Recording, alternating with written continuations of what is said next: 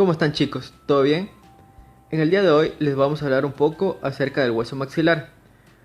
Como sabemos, el hueso maxilar es un hueso par, perteneciente a los huesos del cráneo, que se va a articular con el del lado opuesto justo en la línea media, como podemos observar aquí. De una manera general, el hueso maxilar nos ayuda a formar una serie de estructuras, como por ejemplo, el suelo de la órbita nos ayuda a formar las fosas nasales. En su borde más inferior va a contener los órganos dentarios superiores y en la parte más inferior encontramos que nos ayuda a formar parte de la bóveda palatina. De una manera más detallada, aquí tenemos un hueso maxilar del lado derecho y para su estudio el hueso maxilar va a estar dividido en dos caras y cuatro bordes. Como podemos ver aquí, un borde superior, un borde inferior, un borde posterior y un borde anterior. Una cara externa y una cara interna. A simple vista, lo que más nos llama la atención es una saliente ósea, conocida como la apófisis palatina del hueso maxilar. Esta apófisis palatina es dividida en dos caras y cuatro bordes. Su cara superior, como podemos ver aquí, es lisa y va a ayudar a formar el suelo de las cavidades nasales.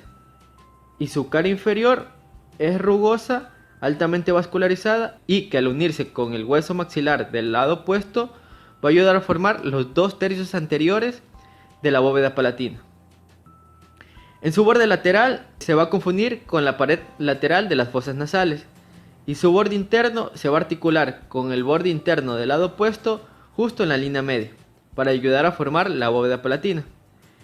En su borde anterior, esta estructura que vemos aquí, en la parte más anterior encontramos una saliente, conocida como una semiespina, que al unirse con la semiespina del lado opuesto ayudan a formar la cresta nasal anterior. Posteriormente a esta semiespina encontramos un orificio, conocido como el canal y orificio incisivo, que al articularse con la apófisis palatina del hueso maxilar opuesto van a formar un conducto, que Testit lo menciona como conducto palatino anterior.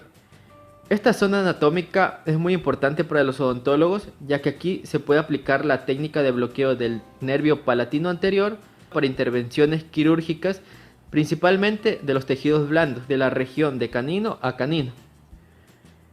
Y por último, en el borde posterior de la apófisis palatina del maxilar, encontramos que se va a articular con la lámina horizontal del hueso palatino.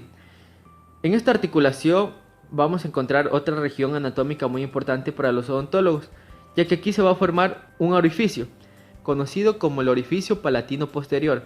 Este orificio también es muy importante, ya que aquí se puede aplicar una técnica de anestesia conocida como la técnica de Carrea o troncular del maxilar superior. Esta técnica principalmente se la utiliza para intervenciones quirúrgicas largas o también cuando se quiere intervenir en el seno maxilar.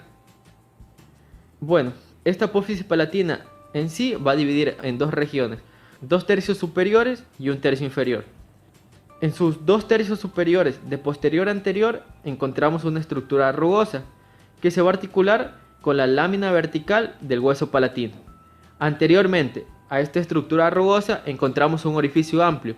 Testit nos menciona que es el orificio paranasal más grande, que incluso podemos introducir el dedo en un cráneo desarticulado. Sin embargo, en un cráneo articulado este orificio se ve reducido. ¿Por qué? Porque este orificio va a estar limitando con algunas estructuras. Superiormente encontramos las masas laterales del etmoides. Posteriormente encontramos la lámina vertical del hueso palatino. Inferiormente encontramos al cornete nasal inferior.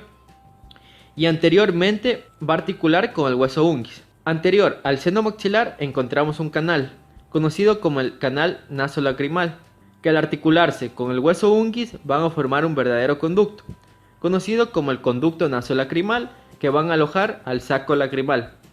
Recordamos que este conducto nasolacrimal va a desembocar en el meato inferior, que se encuentra entre el cornete nasal inferior y el piso de las fosas nasales. Anteriormente al canal nasolacrimal encontramos una saliente ósea, conocida como la apófisis ascendente del hueso maxilar. En esta apófisis ascendente vamos a encontrar dos salientes o dos irregularidades, conocida la que estamos señalando aquí como cresta turbinal inferior o cresta conchal, debido a que se va a articular con el cornete nasal inferior. Y superiormente encontramos esta estructura de aquí, conocida como la cresta turbinal superior o cresta etmoidal, ya que se va a articular con la cara anterior del hueso etmoidal. Bueno, y estos son los elementos anatómicos importantes a describir en la cara interna. En su cara externa, la que podemos ver aquí, la vamos a colocar en posición anatómica y de anterior a posterior encontramos una pequeña depresión, fosita incisiva o fosita mirtiforme, que va a alojar al músculo del mismo nombre. Posterior a esta fosita mirtiforme encontramos una eminencia, denominada eminencia canina, debido a que se encuentra alojando al órgano dentario del mismo nombre. Como podemos ver aquí, es el alveolo que más va a resaltar. Posteriormente a la eminencia canina encontramos una prominencia ósea en forma de triángulo, como podemos ver aquí lo graficamos. Se va a dividir en tres caras, una base y un vértice. La base, donde estamos señalando aquí, se va a confundir con el hueso maxilar. En su vértice se va a articular con el hueso cigomático. En su cara superior encontramos un orificio, que posteriormente se va a continuar en forma de canal y posterior como conducto, conocido como el orificio y conducto suborbitario, que va a desembocar en la cara anterior de la apófisis piramidal, como podemos ver aquí. Que una vez que emergen los nervios suborbitarios pertenecientes al ramo mandibular del quinto par craneal y la arteria suborbitaria perteneciente a la arteria facial, se van a ramificar, dando inervación a la piel del ala de la nariz, al labio superior, a la mucosa y desde la encía que recubre desde la región del canino hasta la línea media.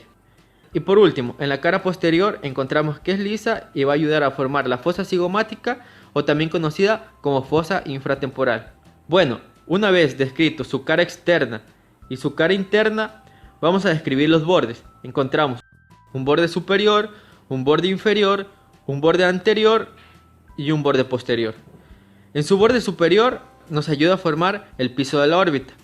En su borde inferior encontramos a los alvéolos dentarios, que permiten o alojan a las raíces de los órganos dentarios, formando una verdadera articulación conocida como gonfosis.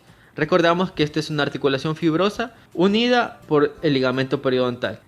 Y en su borde más posterior encontramos unos pequeños orificios, conocidos como los orificios alveolares posteriores, que permiten la entrada de los nervios alveolares posteriores y ramos de la arteria alveolar. Y en su borde anterior, en su parte más anterior, encontramos que articula con los huesos propios de la nariz, en esta estructura que estamos señalando aquí. Y en su parte más posterior, articula con la cara interna del borde inferior del hueso frontal, como podemos ver aquí. En su parte más anterior, va a articular con los huesos propios de la nariz. Y en su parte más superior y posterior, articula con la cara interna del borde inferior del hueso frontal. Bueno, y esto es todo de lo que les puedo hablar de manera general del hueso maxilar. Espero que les haya servido y no confundirme.